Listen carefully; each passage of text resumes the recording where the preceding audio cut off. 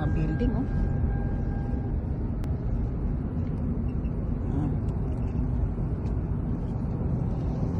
Tataas ng mga building, ha, guys, na. Naglalaki ang building. Yung araw, wala yan. Ito pa, oh. Ito. Kaganda nito. Nakita ko sa inyo yan.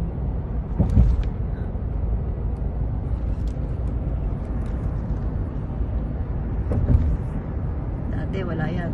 Lahat yan na nakikita nyo ngayon, puro lahat bago yan. Puro bagong gawa.